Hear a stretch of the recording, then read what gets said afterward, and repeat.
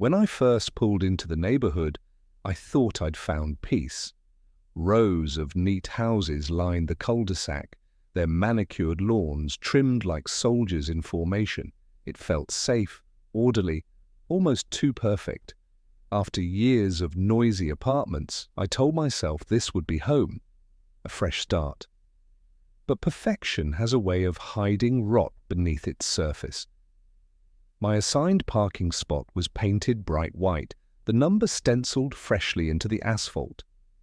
It sat directly in front of my townhouse, a small convenience, but one I cherished. Yet on that very first night, someone else was already parked there. A gleaming silver SUV polished so clean it reflected the streetlight like a mirror. I thought it was a mistake. Maybe a guest, maybe confusion. The next morning, though, I met her. She stood outside like she was on patrol, arms crossed, lips pressed thin. Blonde hair pinned back tightly, HOA badge dangling from a lanyard around her neck, as if she were some kind of sheriff. "That spot," she said, before I even introduced myself. Her voice was sharp, rehearsed, like she'd said it 100 times before. "That one's mine." "Always has been," I frowned, fumbling with the keys in my hand. "The paperwork says—" She cut me off with a laugh, low and mocking. "Paperwork doesn't mean history. I've lived here 10 years. Everyone knows that spot belongs to me. You're new, so you wouldn't understand." Her SUV gleamed in the morning sun, as if to prove her claim. My own car sat awkwardly across the street, crammed between two overgrown hedges. That night I lay awake, replaying her words. It wasn't just a parking spot. It was a warning, a line drawn in asphalt. And when I looked out the window, her SUV was still there, waiting. I didn't know it yet, but that was the first crack in the dream. The first hint that this neighborhood wasn't built on peace, but on control.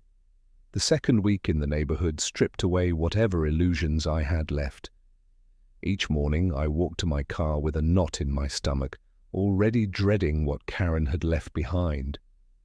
At first, it was just handwritten notes tucked under my wipers. Incorrect parking procedure. Too close to the curb. Unsightly vehicle placement. Her handwriting was sharp and jagged, every word underlined as though she were carving her authority into paper. But soon the notes turned into official HOA violation slips, printed and stamped, slipped into bright orange envelopes so all the neighbors could see.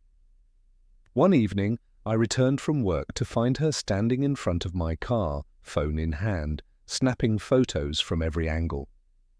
The flash lit up the driveway like a crime scene. "Documentation," she said casually, lowering the phone. "Rules exist for a reason. Maybe this community isn't the right fit for you." Her smile was small, deliberate, the kind of smile that says, "I win." I tried to argue once at an HOA meeting inside the community hall. The room smelled of old coffee and disinfectant, neighbors seated in neat rows while Karen stood confidently at the front. She listed my infractions in detail, late trash bins, weeds in the yard, even the way I parked half an inch over a faded white line. Every time I spoke to defend myself, she spoke louder, drowning me out with faux concern. And the neighbors, they didn't laugh, didn't whisper. They just sat with their tight-lipped smiles, eyes sliding away from mine. Nobody wanted to cross her. At night, I stopped sleeping. I'd lie awake, staring through the blinds at the silver SUV parked in my spot, headlights catching the street lamp like watchful eyes. I began to memorize her patterns, when she left for work, when she walked her dog, when she circled the lot as if inspecting her kingdom. That's when I realized this wasn't pettiness, it was control. She didn't just want the spot. She wanted me broken, humiliated, small. And something in me shifted.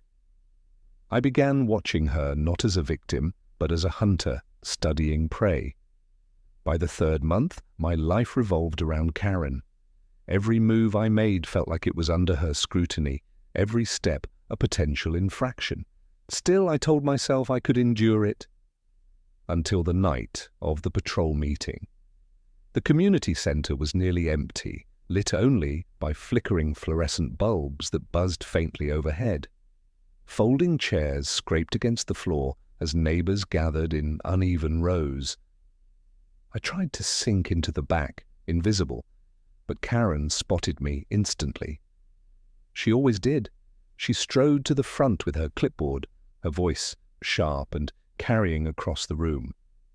"Once again," she began, "we need to address ongoing rule violations." Her eyes landed on me like a spotlight. "Some residents," she continued, "just can't seem to follow basic community guidelines." Murmurs rippled through the room. My face burned as she recited a list of petty complaints. My recycling bin placed out too early, my headlights supposedly disturbing neighbours, my car lowering property value. Each accusation was punctuated by her smirk, a dagger twisted in public. I tried to speak, but she cut me off with a laugh that echoed against the tiled walls. "Maybe," she said, her tone dripping with mock sympathy, "this community isn't the right fit for you."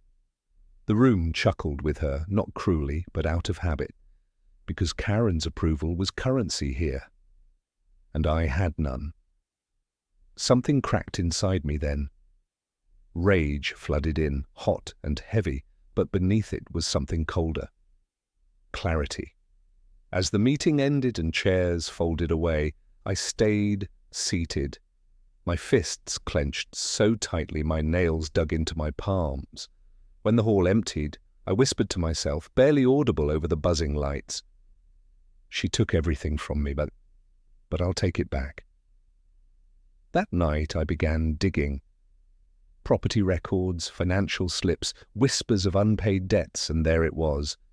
The truth, buried in documents she hoped no one would ever read. The spot she fought for wasn't even hers. And for the first time I smiled. The discovery burned in my mind like a secret weapon. The spot Karen claimed as hers had never belonged to her at all. She'd bullied the HOA for years, manipulating fear and silence, but legally, it was community property, and I knew exactly how to turn that truth against her. My plan unfolded quietly, almost surgically. Anonymous complaints slipped into the HOA's inbox, citations drafted in the same language Karen had once used against me. Documents filed, carefully forged, weaving a paper trail that painted her as reckless, negligent, unfit to hold authority. It was astonishing how quickly the board turned when the right pressure was applied. Weeks later, the blow landed. An official notice pinned to her door, stamped and sealed, her parking rights revoked. She ignored it at first. Of course she did. Karen had built her life on the belief that rules bent around her. But when the tow truck arrived, steel chains rattling in the night, reality hit hard. I stood across the street, half hidden in shadow, as her silver SUV was lifted from the asphalt.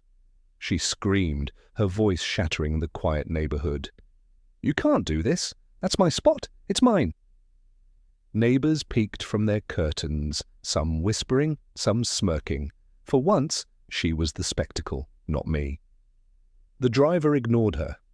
The SUV disappeared into the night, taillights fading like dying embers. Karen turned then, eyes blazing, and spotted me watching. "You'll regret this," she spat, her voice raw, trembling with fury. "You know better than me." I stepped forward, just enough for the streetlight to catch my face. My reply was steady, colder than I expected. "I don't need to be better. I just need to win." Her expression faltered, just for a moment, and then she stormed off into the dark, forced to park her car a mile away. I should have felt relief, victory. But instead I found myself staring at the empty spot long after everyone else went inside. Under the glow of the street lamp, it looked less like justice served and more like a trophy. one I couldn't stop watching. And in that silence, I wondered if Karen had really lost, or if she had simply remade me in her image.